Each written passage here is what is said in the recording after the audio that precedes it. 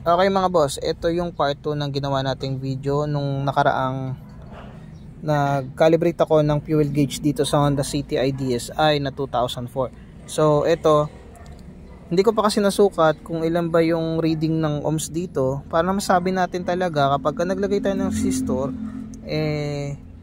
sa 10 to 20 ohms, depende sa sasakyan, ay dapat full. Then kapag mataas naman yung resistance o 100 to 120 ohms, depende, ay dapat empty. Ayan.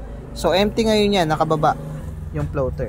So ang gagawin natin is sukatin natin kung ilang ohms yung empty. Teka, hirap eh. Kaya yan. Ito pala. 130 ohms. Ayan. Empty 130 ohms. Okay. So kapag full naman siya, sukatin natin. Teka, sasabit ko. Sabit ko dito.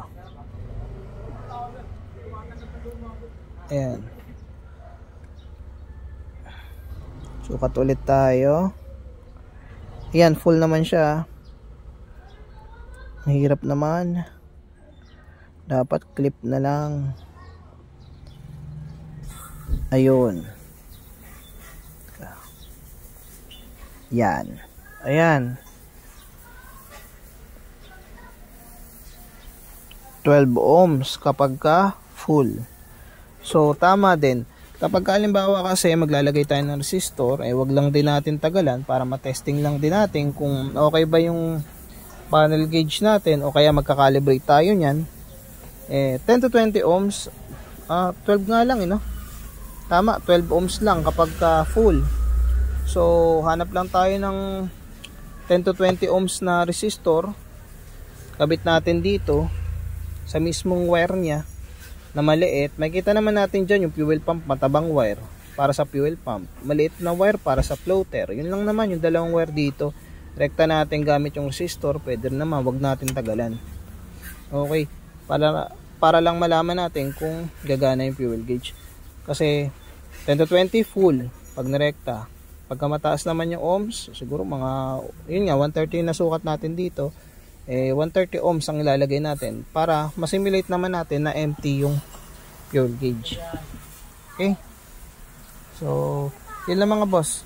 Pinakita ko lang sa inyo kung anong reading kapag halimbawa na nagte-testing tayo dito, para kung sakali man na hindi mo nakakalasin to, titingnan mo na lang, susukatin mo dito yung resistance, malalaman mo na may laman pa ba siya o wala na o gumagana yung floater. Kasi pag tinanggal mo to, sinukat mo siya, pagka mataas yung resistance, empty yan. Kapag mababa yung resistance, full siya.